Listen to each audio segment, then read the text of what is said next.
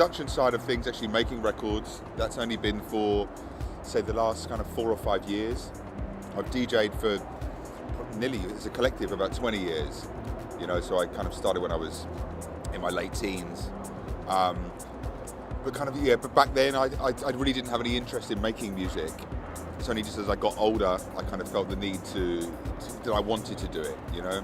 I suppose a lot of people have this kind of perception that to kind of get anywhere as a DJ, you need to make music. And I suppose, I mean, everyone's a bit guilty of that, really, to be honest with you, because it's a way to get different kind of recognition.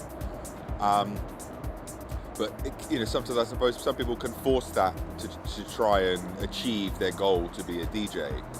And yeah, I would be lying if I said I didn't also think the same. But then as time has evolved, it's something now that I really want to do.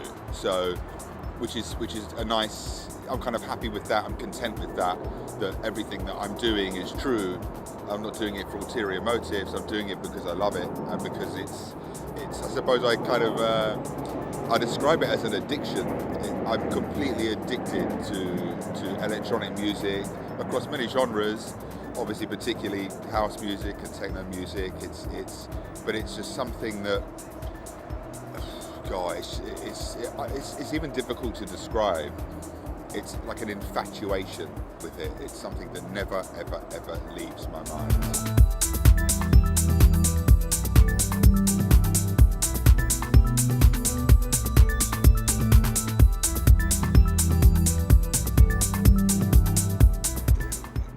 Back then I didn't have that ability, so I got completely stressed with it all. I didn't know whether I liked electro, did I like deep house, did I like progressive house? I liked them all, and I just thought, I'm just overloaded, so you know what, I'm just going to leave it. Because that, along with the kind of scene anyway, was irritating me, and the hierarchy within the scene were annoying me. So I thought, you know what, I'm just gonna stop. It pained me to do it. And then on top of that then as well, again, but this is not sole reason, but I had a bad accident at the time, so that was like the final nail in the coffin. It was like, you know what, this is not for you, because I was very lucky. I had a very life-changing experience.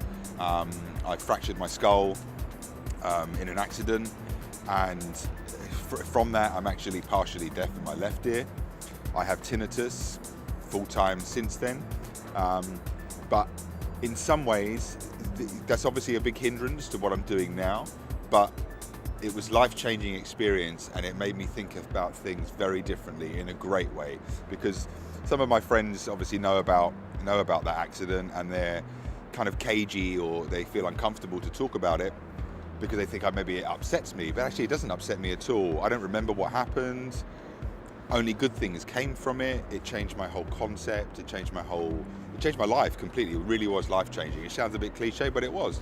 It made me appreciate my family more, made me think about other things in my life, and you know, let's concentrate on other things. So I concentrated on some other things for a while, and I'm glad that I did, you know, because I'm in a happy position now.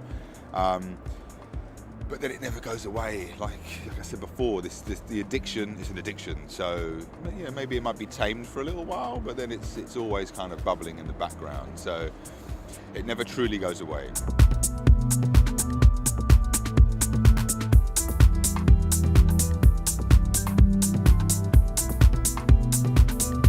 That's where Open started. So Open originally was a party in London that we ran, and from that kind of evolved into a record label, which is Open Recordings, and they were really fun times. You know, we created some really great parties and developed some amazing friendships through that, and got some great connections.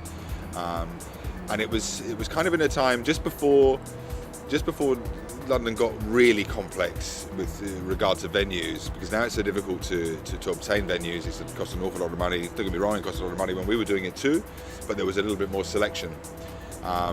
So we had a nice little run at that time. But I suppose ultimately I'm not a promoter, and it's not really what I wanted to do. And again, I think it's something that a lot of people do. You kind of run a party so that you can play at the parties, because really DJing is what I love to do. So being involved in an event was a way to do that.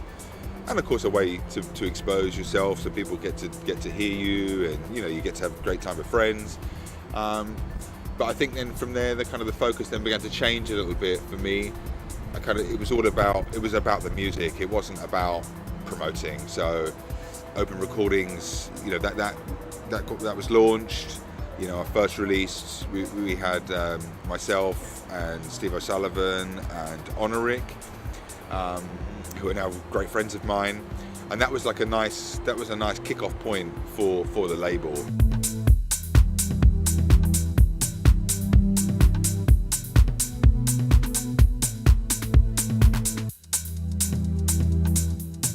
I launched Elliott Project, so it probably seems like a crazy thing to do to launch 2 vinyl labels, but for me I thought, well, okay, I kind of also wanted to have a label that was mine, that I had complete freedom. And as it happens, there's a particular track that I made, Arrowline, which was on the first Elliott Project, which actually was just like a 15 or 17 minute long track, which I had to edit down for the first release, which was actually probably one of the most difficult things I've ever done, because I kind of made it and it was supposed to be that long. But I thought it just seemed like the right thing to do. It gave me the opportunity then to have another label where I could release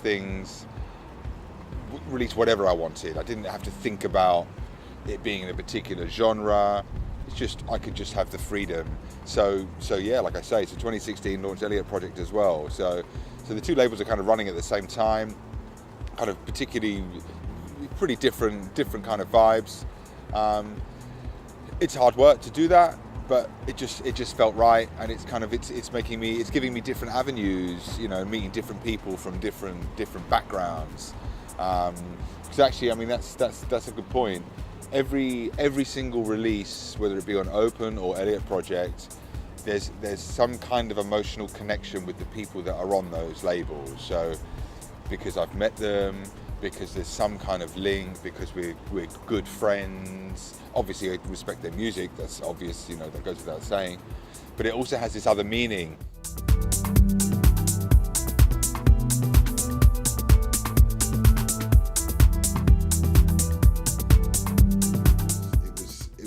I was shocked, really. I got a message one day. Yeah, we're good buddies, and he said, "Look, would you like to do a collaboration with me?" I said, "I'm not sure, man." Of course, I was like, "I'd love to. I'd really love to." I thought, wow, that would be, a guy that I love so much. He's a great guy, good friend, and his music is incredible. He has, such a history, and yeah. So to be asked to do that was, pretty mind blowing, really. And then it kind of dawned on me. I thought, wow, he's coming over to my studio. We're going to sit in the studio. So I'm going to sit in the studio with a dude who really knows what he's doing, and I'm in there just like pressing buttons and just hoping for the best, So I'm going to work with a real professional here. But I got to say, it went so smoothly. It was unreal. We just vibed off each other. It just worked. We worked in my studio. We worked in Steve's studio. And I'll be honest with you, it just flowed so quickly. We were both pretty shocked, to be honest with you. We didn't kind of expect it. And within a few, it's probably a few weeks, maybe 3-4 weeks, something like that, the EP was done. Nice. And it was great. It was I'm truly blessed. I appreciate it so much, and it's a great record. Really fortunate. It's sold out. Everyone is playing. Everyone's playing. Even the shop was a big seller here. Yeah. I still have people asking, okay, you're gonna get more copies of it? I said, man, it's sold out. It's sold out. Still waiting for the repress. I receive a lot of emails and Facebook messages for the digital files, but unfortunately, we don't do that. But no digis. But yeah, so I mean that was great, and support from so many people. It was great. So. You never know. It could be. We'll probably repress it, no doubt. We'll see what happens. So great experience, and just great to work with a real artist. Seeing how they operate, how they work in the studio. I learned so much from it. Just inspiring. Really inspiring, and makes me the way I work now in the studio completely different.